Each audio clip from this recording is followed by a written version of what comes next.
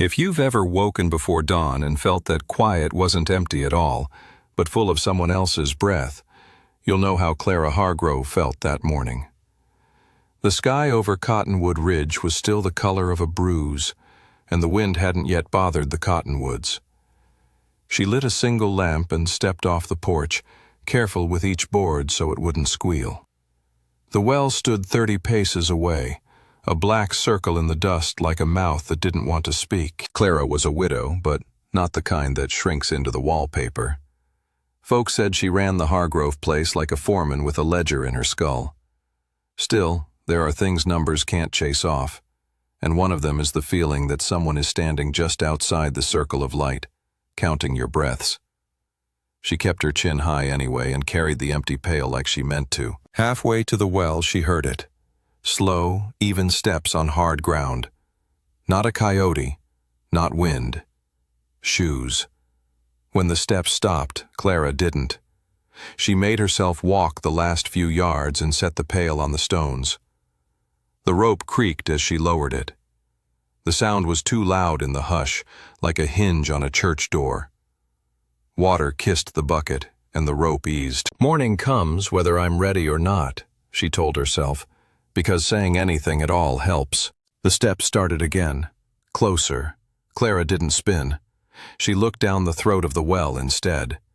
Her lamp threw a pale coin of light that reached only so far, then folded into black. When the bucket bumped the stones at the bottom, she wrapped the rope around the post and set her boots. That's when she heard a man's breath. Steady, not labored, like he'd been waiting there and had all the time in the world. "I can hear you," Clara said. Simple words. She didn't raise her voice. The breathing stopped. The air felt colder, as if the dark had taken a step back. Clara pulled the bucket up, hand over hand. It rose heavy and slow, water slipping off the rim in whispers. When it cleared the lip, she saw it. Not the man. Not a gun. A strip of paper tucked under the bucket's handle, soaked but legible.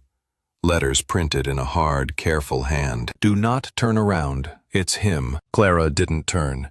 She steadied the bucket, slid the note free and tucked it into her sleeve. The lamp flame licked higher, then calmed. She could feel the shape of a person behind her now, close enough that if she leaned back, she'd touch a coat. The pines to the east shivered. A mule brayed in the far corral, quick and anxious. "You're trespassing," she said. "Say why you're here." A pause. Boots shifted, a pebble rolled. Then a woman's voice, low and frayed. "Please, don't look at him. Just walk. To your porch." The words came fast but careful, like someone crossing ice.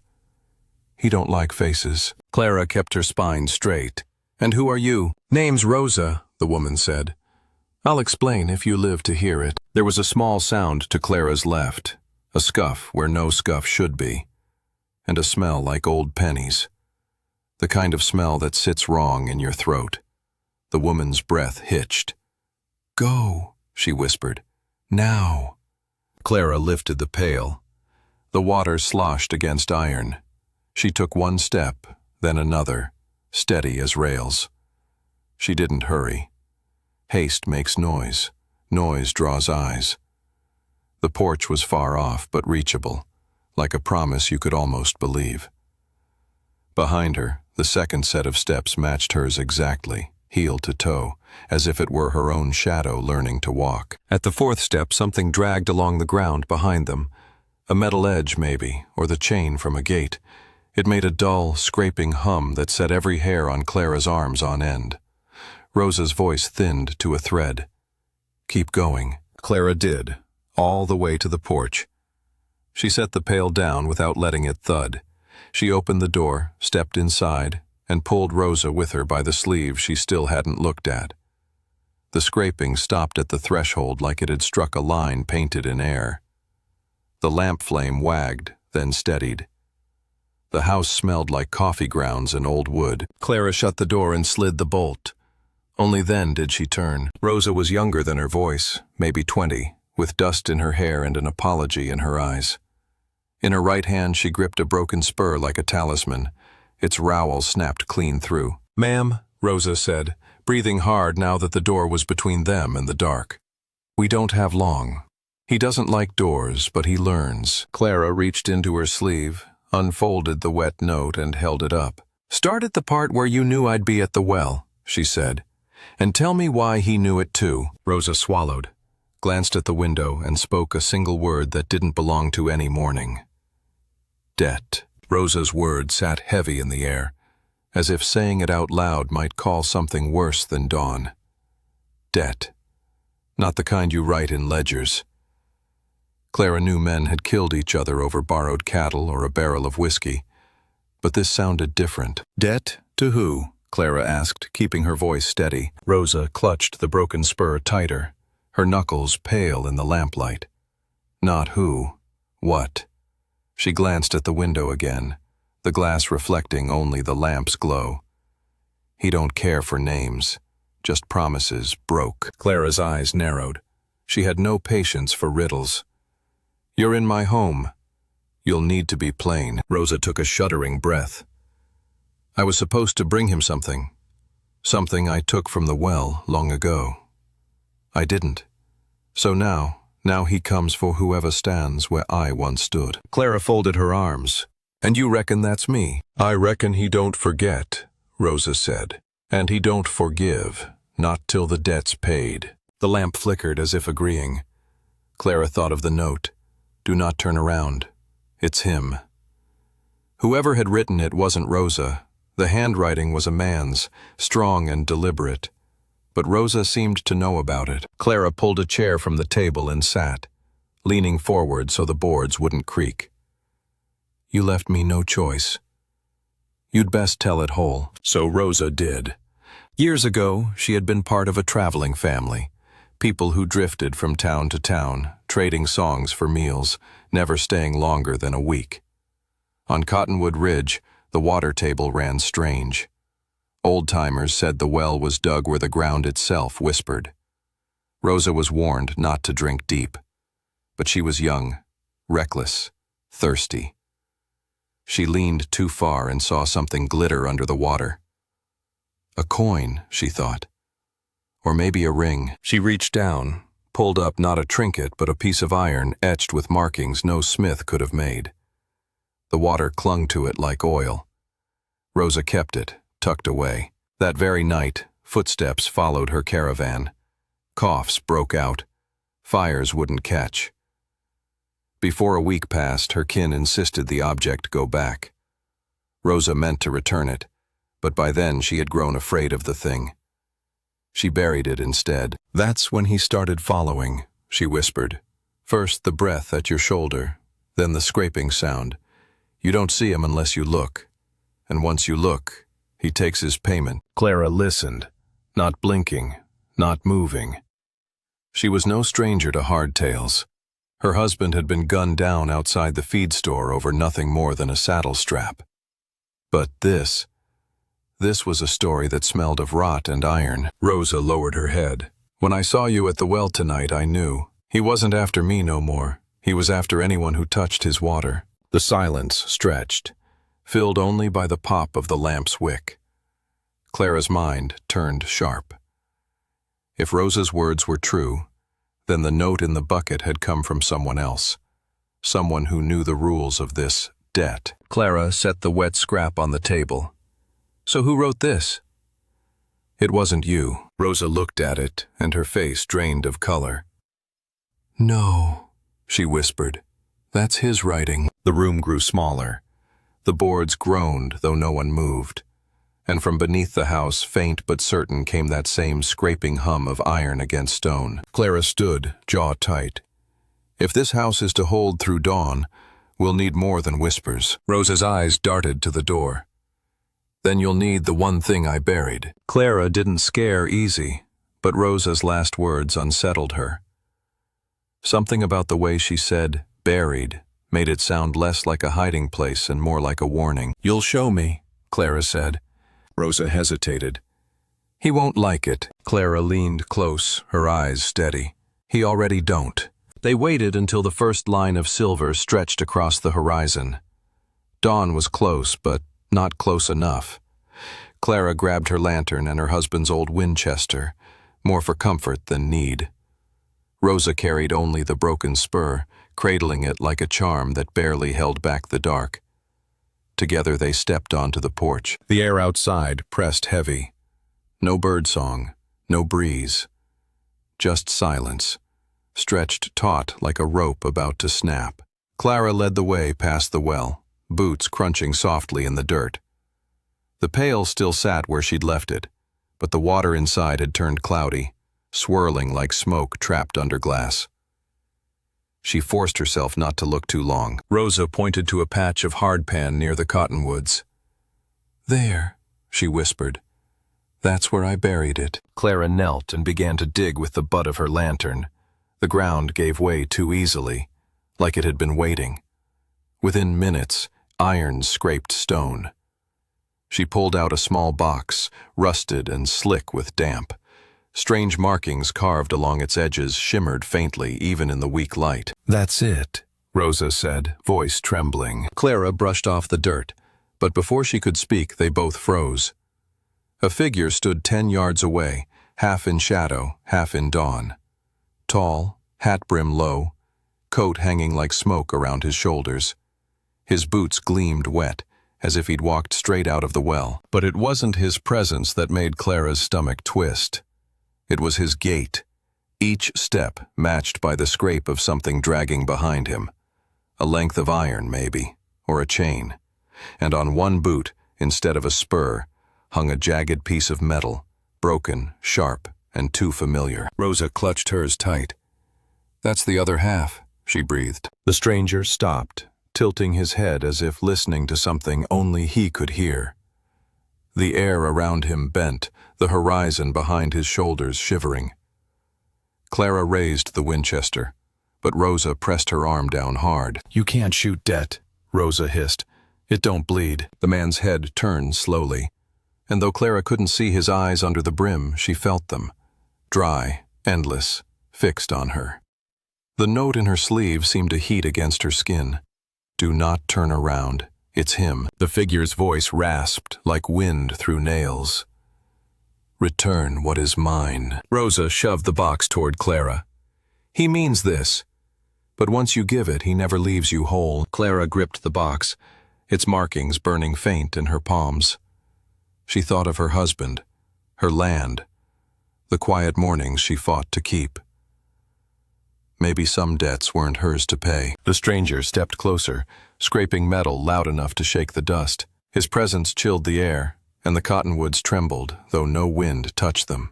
Clara met Rosa's eyes. "Then we'd better find another way," she said. The man halted, tilting his head again, waiting, listening, as though the ground itself whispered his next move. And then, from behind them, a third voice broke the silence.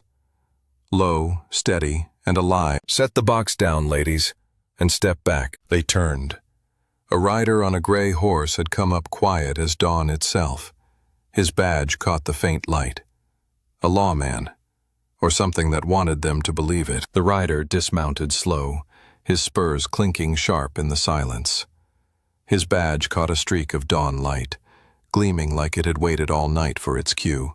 Clara tightened her grip on the Winchester but didn't raise it. A badge was supposed to mean order, yet something about this man's calm made the hairs on her neck stiffen. "Step away from the box," he said again, voice steady as riverstone. Rosa shook her head, clutching the broken spur tighter. "You don't know what you're asking." The stranger in the hat, the one with the scrape, stood unmoving, as though the new arrival hadn't existed until he spoke. Then, slow as a clock winding down, the figure turned its head toward the rider. That rasping voice, dry as rust, crept across the dirt. Another oath-breaker, another debt unpaid. The rider's jaw twitched, but he didn't flinch. He stepped closer, dust curling around his boots, though no wind stirred. "I've come for the truth, not your bargains." Clara glanced between them, her mind turning quick. Two men, one flesh and blood, the other something else, but both circling the same buried secret. She set the box on the ground, careful, but kept her hand near it. The rider's eyes flicked to hers. "Ma'am, that thing doesn't belong in mortal hands. Best you let me carry it." "And who are you to carry it?" Clara asked. For the first time, his voice softened. "Name's Marshal Denton. Some call me a keeper of reckonings. When debts cross the line from man to monster, it falls to me to balance them." Rosa spat in the dust. "Half-truths. You're no keeper. You're part of it. I seen your kind before. Always talking balance, never giving back what was stolen." The marshal's gaze stayed fixed on her. "You dug up what wasn't yours. Now the land itself wants payment." The air between them thickened, shimmering like heat haze. Clara swore she saw small whirls of dust rise up around the box, twisting into tiny devils that spun themselves out as quick as they came. The sound of scraping iron grew louder, closer, circling, though the hat-shadowed figure hadn't moved an inch. Clara's instincts screamed. If both Rosa and the marshal had tangled past with this debt, then neither could be fully trusted. She set her feet firm, clutching the Winchester across her knees. "You talk like lawyers in a courthouse," she said, voice cutting through the charged air. "But all I see is two sides of the same bad coin." The marshal's hand hovered near his holster. Rosa raised her broken spur like it could ward off the dark. And the figure in the hat, still silent now, lifted its chain, dragging it across the ground with a shuddering screech that echoed off the cottonwoods. That sound split the dawn. Birds finally burst from the trees, scattering like they'd been holding their breath all night. And Clara realized something then, something neither Rosa nor the marshal had said outright. The debt wasn't tied only to the box.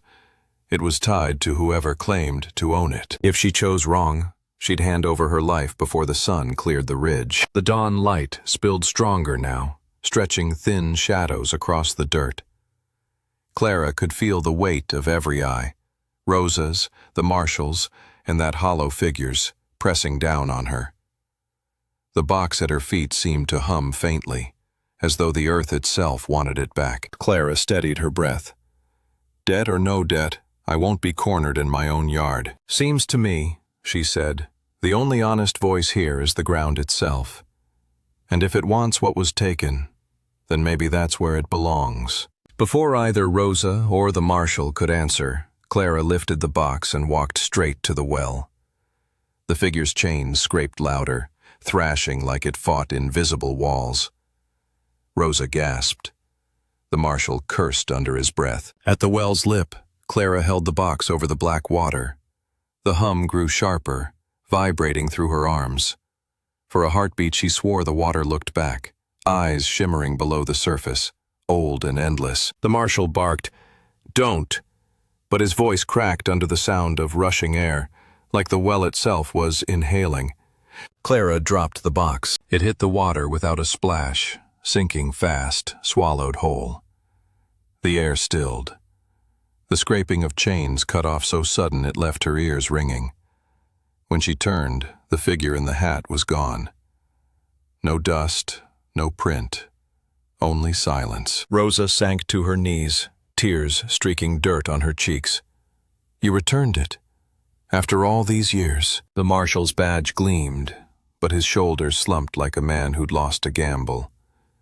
He tipped his hat, eyes dark. "Balance is paid, for now. But the land remembers who owed it. Don't forget that he mounted his gray horse and without another word rode into the rising sun." Clara helped Rosa to her feet.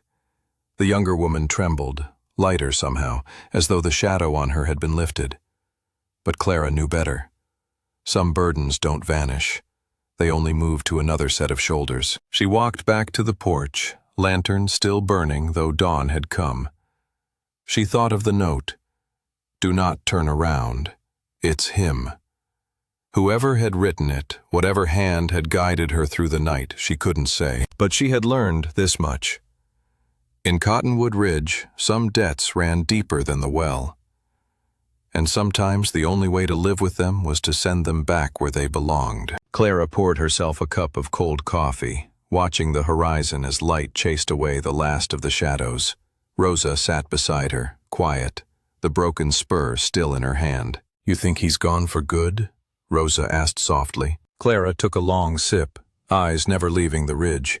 "Nothing that old ever leaves for good. But if he comes back," she rested the Winchester across her lap, "he'll find I'm ready." And as the first true rays of sun broke over Cottonwood Ridge, the land was still again, at least for now.